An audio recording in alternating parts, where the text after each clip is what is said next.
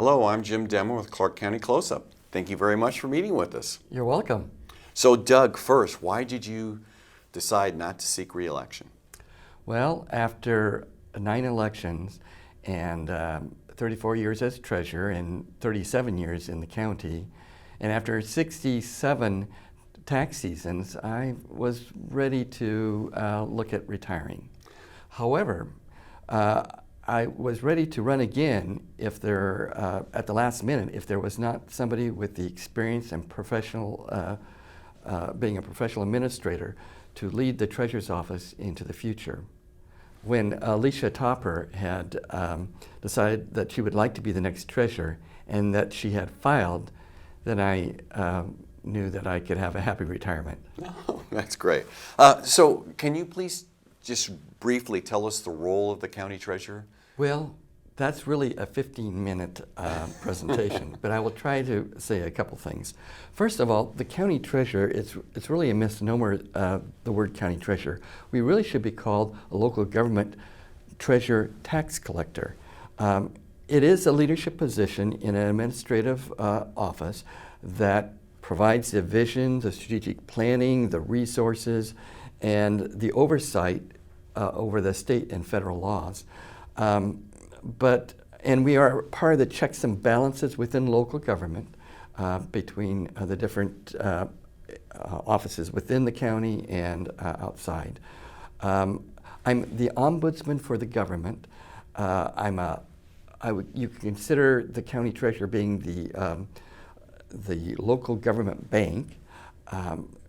We are accountable to the public and an advocate for improving the tax collection laws, and we represent all local governments equally.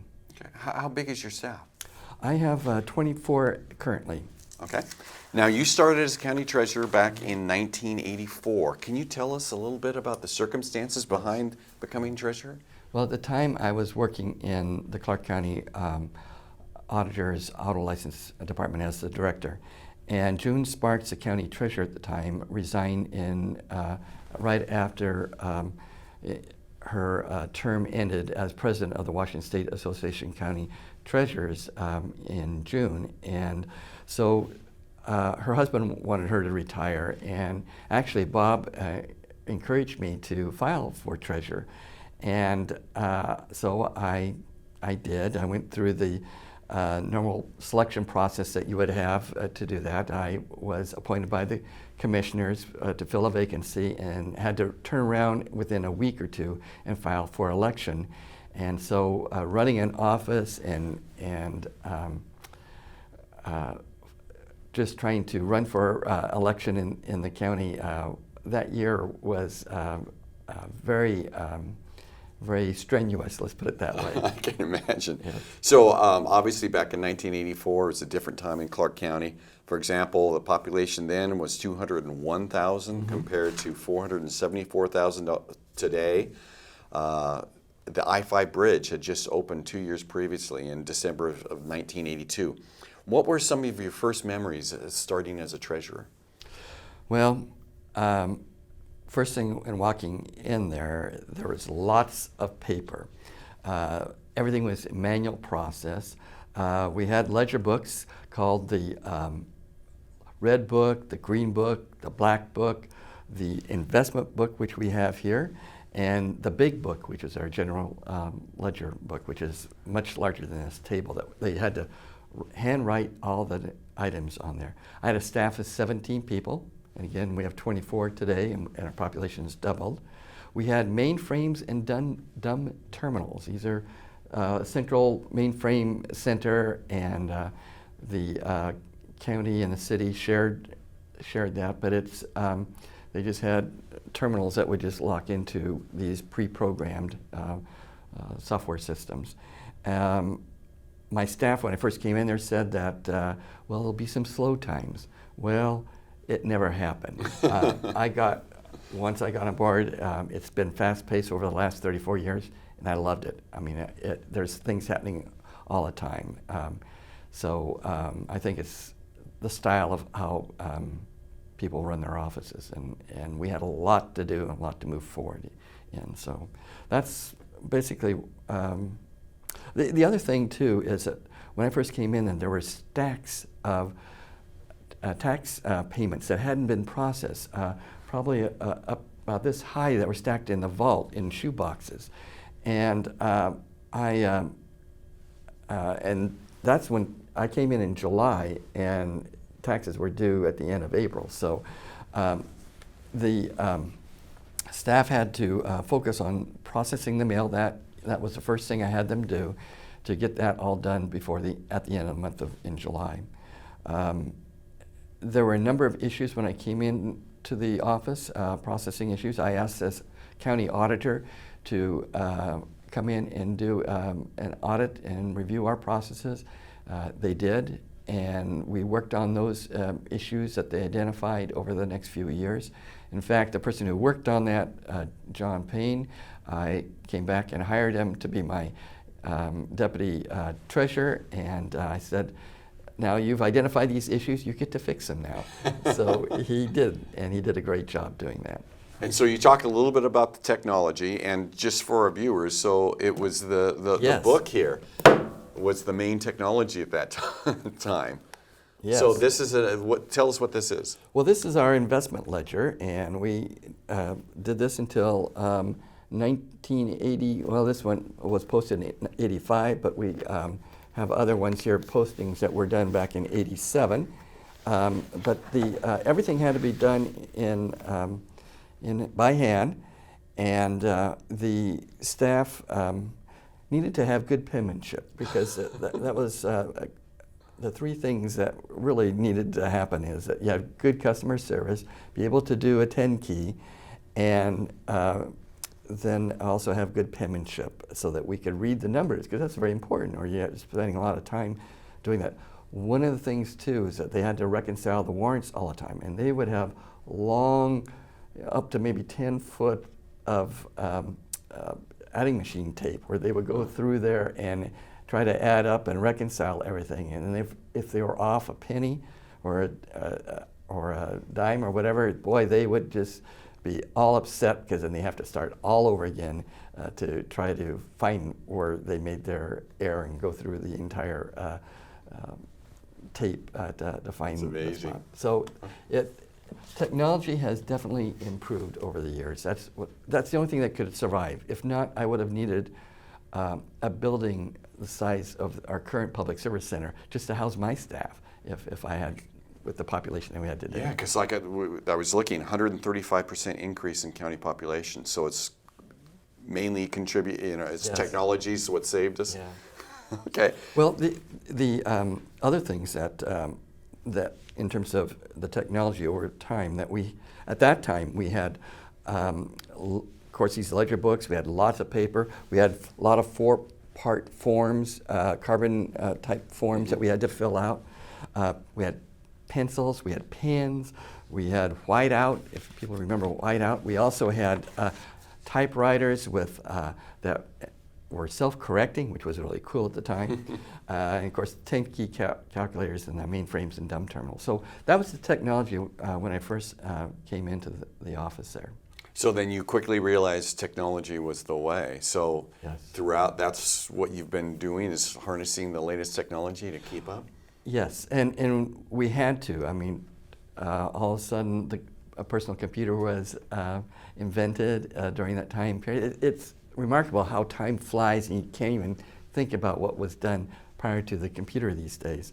But we had software technology, which is the key thing. We had our property assessment collection system that we instituted in 2009. That was a big improvement in terms of our ability to manage our tax collections. And we had our point of sale cashiering system, which ties in our unique joint lobby that we have created. We couldn't have done that. It wouldn't be as efficient without that. We had our electronic REIT, which allows us to almost 95% of the property transactions now that we get come through our simple file program that is a vendor out there, but it comes in electronically, so we could process the work a lot faster and quicker with the same amount of staff. The other changes that have occurred over the years, I've been able to hire staff with higher education and skill sets to meet the ever-changing technology and skills that are necessary to handle a changing world. And so it has changed not only the human element, and the technical element that's allowed us to be successful. Our Remittance Processing Center, we started that, and eventually in 2003, because of Y2K and all that, we formed a partnership with the Clark Public Utility District. And we ran that all the way until, I think we ended it at the end of this last year, the contract. But we had contracted now out with a private remittance processing service. But for years we had that, and that helped us process work. In fact, we had many other customers. We had so much excess capacity.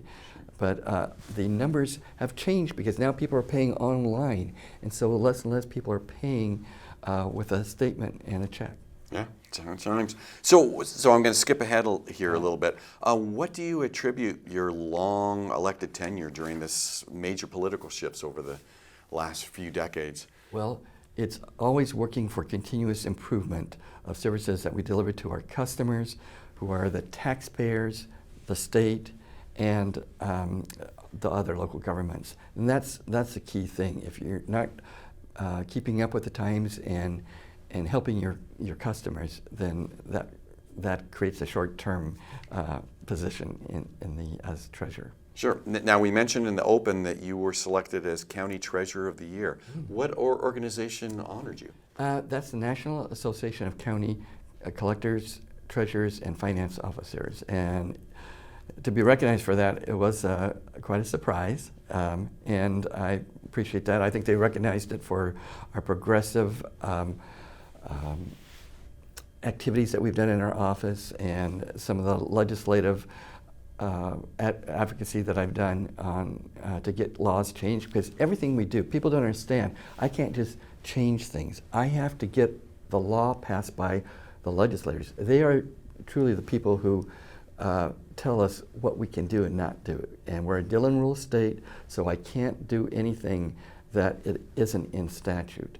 And so people always wonder, why can't you do this or that? Well, we can't. We have to go up to Olympia, get the laws changed, so we can't do it. And we've done numerous of those over the years. We wouldn't have our joint lobby, we wouldn't have had our investment pool, we wouldn't have had e-REIT. There's a million things that we wouldn't have had if we didn't get the laws changed. Now, you mentioned Alicia Topper. Appears that she's not certified yet, but it appears she'll be the next county treasurer. Yes, she will. What are some future issues that she'll be facing? Well, I think she's right now we're working. We have because of changes happening. She's moving out of her position. There'll be some positions, and we have some retirements in our office that have occurred just recently. And besides myself, and so she'll be filling some positions. But I think she has.